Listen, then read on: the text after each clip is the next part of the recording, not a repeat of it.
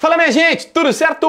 Vamos nessa então falar sobre Internacional. E nesse vídeo aqui quero te contar uma divisão que está acontecendo clara e assim, muito nítida no Conselho do Inter. Não é novidade, mas volta à tona por conta dos 109 milhões da Liga Forte, por conta dos 200 milhões possíveis em debêntures e até a falta de investidores colorados. A justificativa, o nome do Elusmar Maggi, aquele tio da soja, voltou a ser falado por aqui.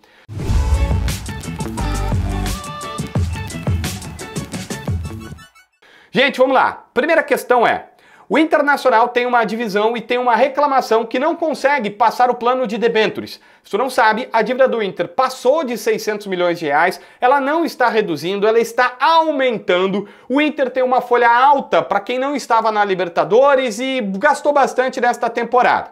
Pois é, o Inter quer reparcelar uma parte desta dívida.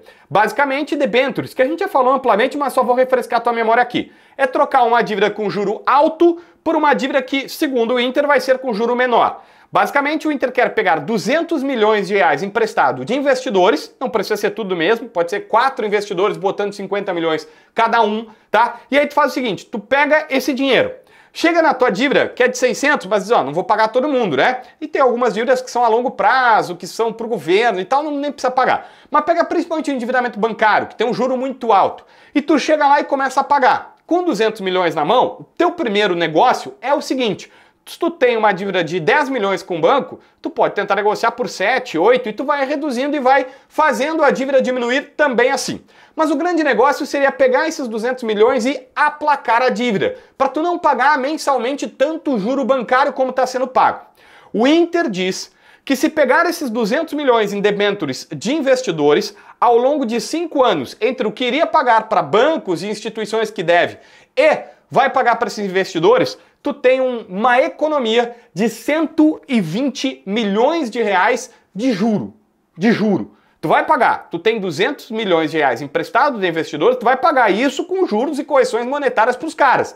Mas é muito mais fácil, segundo o Inter, pagar para esses investidores de debêntures do que pagar para banco que simplesmente tem um juro muito alto e tudo mais. Então, além desse ganho de poder amortizar o negócio, tu vai ter, ao longo de 5 anos, uma economia de 120 milhões de reais no teu caixa. Pega aí, eu sou ruim de matemática, tá? 120 dividido por 5, tu tem 24, vai arredondar 25 milhões de reais que tu alivia do teu cofre todo ano. 24 dá 2 milhões por mês, que tu alivia do teu cofre todo mês de juro que tu paga hoje para banco, tu pode colocar no teu fluxo de caixa. Essa é a ideia do Internacional. O Inter até se queixa dizendo, olha, clubes como São Paulo, como Atlético Mineiro fizeram planos parecidos e estão se dando bem. Nós aqui estamos patinando. E aqui vem o ponto que eu quero te colocar. Por que está patinando esta situação? Segundo a gestão do Internacional, existe uma divisão muito forte no Conselho Deliberativo e pessoas que não querem colocar esse projeto para andar, para ser votado, para ser debatido no Conselho Deliberativo. Eu também preciso te explicar que há um outro lado. Não são caras que, eles não são colorados, não estão aí com o futuro do Inter e querem prejudicar o presidente Alessandro Barcelos. Não, existe uma lógica. O que se fala? O que se diz do outro lado? Que, por exemplo, olha só, o Inter, até o ano passado, a salvação da lavoura era vender 20% dos direitos de TV por 50 anos para a Liga Forte Futebol. Aquilo daria mais de 200 milhões e tudo mais. Aí agora vendeu só 10%, ficou em 109 milhões de reais. O que se diz? Nós não somos contra a debater essa questão financeira. Não é para prejudicar o presidente. Mas, por exemplo, há um questionamento, não vou fazer juízo de valor, só vou te falar, de falta de transparência nos 109 milhões de reais. Que o Inter pegou e divulgou que, 109 milhões, uma parte foi para pagar banco, outra para pagar dívida, para pagar jogador, para pagar empresário, para pagar... Só que tá tudo muito assim, tá, mas e aí? Onde é que foi exatamente? Cadê a nota? Cadê o pagamento?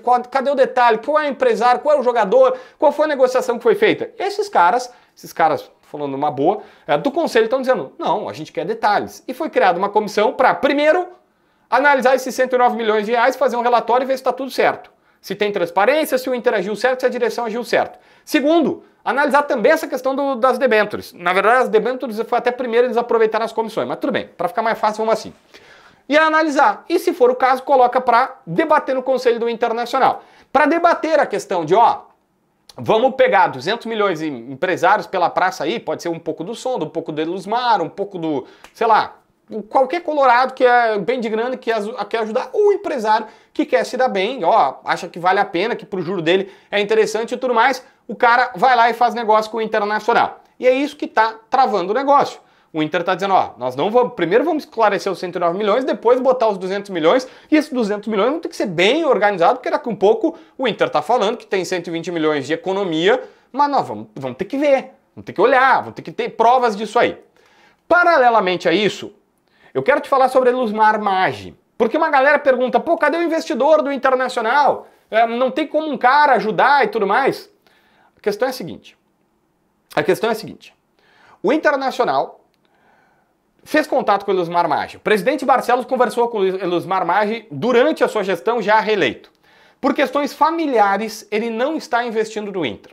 E aqui, o que eu posso dizer é que ele foi procurado e pelas suas questões familiares particulares não está colocando o dinheiro que se imaginou que pudesse colocar, até pela campanha, ele ter apoiado o presidente não prometeu que ele colocaria dinheiro, mas ele apoiou e aí ficou aquela história, sonda de um lado, Elusmar Maggi de outro e tudo mais. Ele não coloca dinheiro. O que eu tenho de uma informação já antiga, que é, desde quando ele fez a questão do Rodinei, que emprestou, que doou R$1 milhão para o Inter colocar o Rodinei contra o Flamengo, já se dizia na época, olha, ele fez, mas a família não curtiu e disse para ele, ó, o dinheiro é de todo mundo, não é só teu, são 5, 6 irmãos, cara, beleza, quis brincar aqui, tá bom, não faz mais.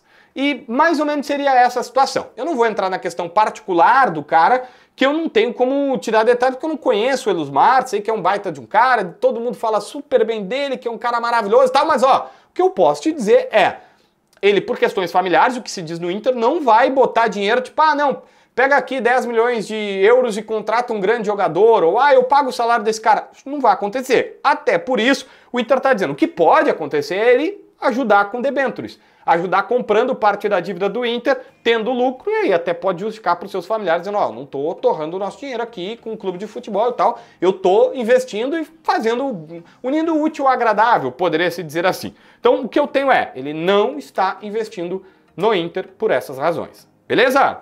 Se inscreve no canal, assina a notificação, deixa teu like, comenta aqui embaixo para ver mais vídeos.